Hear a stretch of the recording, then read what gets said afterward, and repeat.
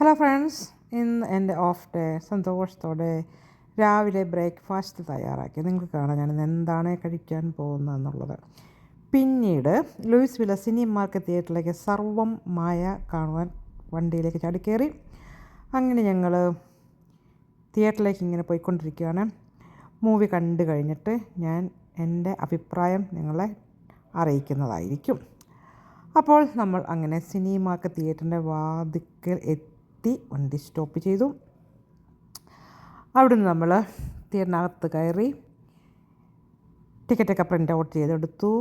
Theatre 13-ലാണ് movie ഓടുന്നത്. അവിടെ ഞങ്ങൾ കയറി.